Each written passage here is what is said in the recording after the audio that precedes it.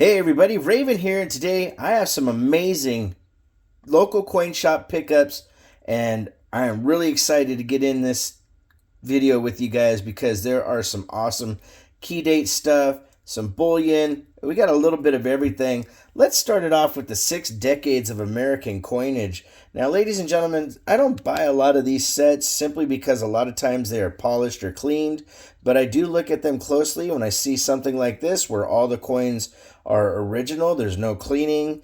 Some of them are BU. You're looking at probably about $45 just in melt value with the 6 coins that are sitting here. And so, you'd probably be looking at about $65, give or take, at your local coin shop, maybe 70, depending on the coin shop.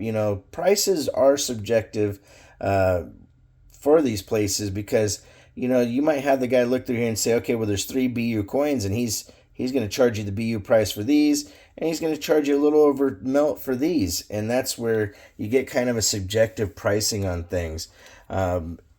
I enjoy working with local coin shops. It's really important to develop relationships. This is going to be kind of a long video, so I'm going to get right into it. Ladies and gentlemen, we have this gorgeous 1908 V-nickel, and that thing is an absolute stunner, my friends. Now, this 1908 in that condition is probably going to be, let's see, roughly probably $55, give or take.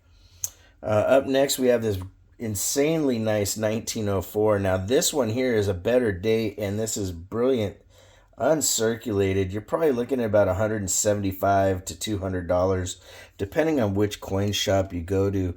And the reason I say that is a lot of coin dealers use a gray sheet, and they also use what's called the Consumer Price Guide. Consumer Price Guide is your retail side of that sheet. So, things will vary because dealers charge different premiums. This 1896, you're probably looking at close to $100, give or take, for that one. Very, very nice coin. And then we have 2 beautiful 1883s with the no cents. These would have been what was used to make the racketeer nickels back in the day. If you don't know about racketeer nickels, I did a video on those a while back. And those were gold plated because, as you see here, this says no cents. And people literally thought that these were $5 gold pieces, so the mint had to change halfway through and put 5 cents on the reverse of those. Those 2 are probably worth about $55 to $70, depending on the dealer. Up next, we have a beautiful Barber head dime. This one here, probably worth about $85 to $90. This 1899, same thing. With the 99, you're really literally just a really nice coin, and again, like I said, probably close to $100 or so on that one. This 1908 Denver, another beautiful dime, and again, close to $100 in its condition. And that's why this is subjective, because there might be a dealer that charge you, $90, but there might be another dealer that charge you $120. I've seen dealers go as high as 100, or not 100, as high as a 50% profit on things they buy. Coins shops normally have about a 20 to 30% margin that they do on their above gray sheet, but some coin shops and some dealers go higher than that.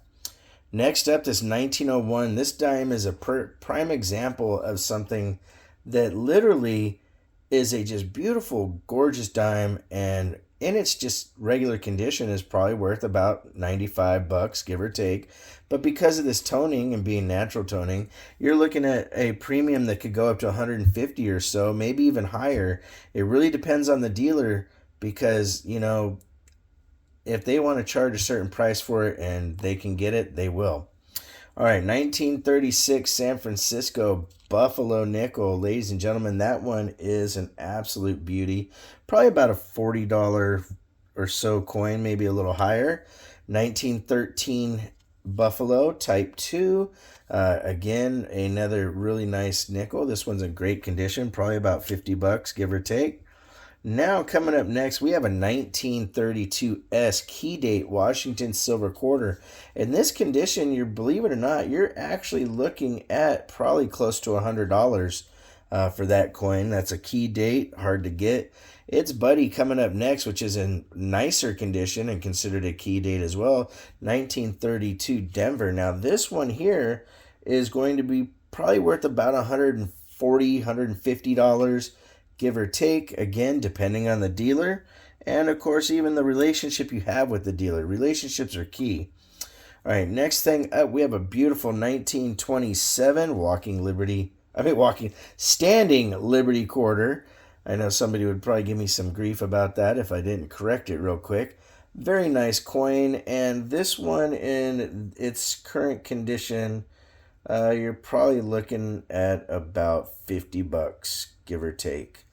Maybe a little bit more, maybe a little bit less, depending again on the dealer. Now we're going to get into these coins here. Now this one here shocked me, ladies and gentlemen. This is a MS66 San Antonio W quarter, West Point minted. Only 2 million of these were minted. In this grade right now, these are going for $155. And why that surprised me is because the next MS66 coin, the War in the Pacific, is only worth about $50, give or take, depending on the retail. Now, the rest of these that are all in 65s that have the V, this is a W, sorry about that. That one's worth about $25, $30. These ones with the V75s, which were really hard to get for a while, they're really kind of shockingly lower priced, probably worth about $25 to $30 retail. It costs more than that just to get those coins slabbed, but you know what? I like these, and we will have a couple of these available in upcoming auctions, and some of them I will hold on to. All right, now we have a plethora of goodies still left to go. I'm going to go over the Bullion and then show you the Morgans at the end. So we have a 2021 Australian Year of the Dragon. We have a really cool Perth Mint 2024 that celebrates the kookaburra, kangaroo, and the koala together. We have a colorized 2024 Year of the Dragon. These, when they're graded, go for quite a bit. We have from Tuvalu, I think this is Tuvalu, I could be wrong. No, Samoa, I'm sorry. Samoa, a really cool one. I think this is supposed to represent like a peacock. I'm just not 100% sure. Sometimes when I buy bullion or silver, even though some are considered coinage, like that last one, I don't know every last one off the top of my head. This is a 2020 Kookaburra 30th anniversary. Nice piece to get your hand on. All of these are worth relatively about $45 to $50 retail. If you're going by what silver is per ounce, then, it's a little bit less, but good luck getting coins like this for that price. This is the Thor. That's a highly sought after one from Tuvalu from 2018, and it's 4/9 fine. Then we have a Kookaburra with the Monkey Privy from 2016. We have a Silver Shield, and this one is really cool. I don't know the name offhand. I apologize. But like I said, all of these are what they consider kind of premium ones. We have the Scottsdale Antiqued Seahorse, 1 ounce, and this is in its original backing, so I haven't even taken that out of there. Then I have a couple other silvers to show you. We have the 2006 Australian Kookaburra right there. And some of these are worth a little bit more because of the years that they were produced or whatnot. We have a 1991 Libertad. Ladies and gentlemen, now I know the 90s Libertads were a little more pricey, and I didn't look that one up, but I should. This next one, EMC Squared Privy on a Canadian Maple Leaf. These ones are really cool. They go for a heck of a premium. I think the last one I saw was about $65. We have a beautiful 1983 Libertad that was an Ender, and has just stunning, gorgeous toning. Now, there might be some people that watch my show and say, Raven, I know you have one. I do. This is a different one, and it was the reverse. But that's not part of the buys. All right, next item up, we have a 2013, ladies and gentlemen. Very cool. And then last on the silver, we have the Vader. Darth Vader from Nui from 2022. All right. Now what we have left is some really cool, check this out.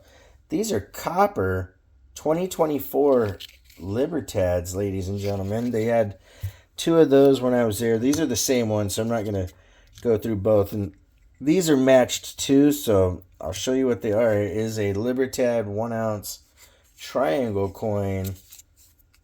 And I just thought these were pretty cool. I don't get my hands on a lot of copper rounds, but I really liked those. I think they're pretty neat. All right, now we're going to get into the big boys of the group, and these things are really, really nice. So the first one we have here is the 1883 Carson City NGC slabbed and certified at an MS64 with a CAC sticker, ladies and gentlemen. Consumer price guide on this is almost $500 at $495 for that coin right there for retail. That is a very cool one, and anytime you see that cat green sticker, or they call it the bean, those things bring a heck of a premium on a coin, about 15 to 20% higher than what you would expect.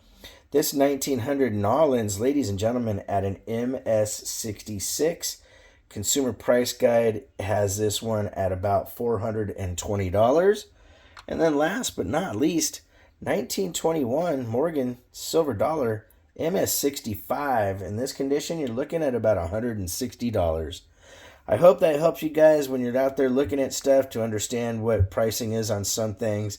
And if you want to correspond, it's RavenHawkCoins@gmail.com. Our P.O. Box is 721-296, Norman, Oklahoma, 73070. Like always, please make sure to take care of one another, and we'll see you real soon. RavenHawk Coins, have a great day.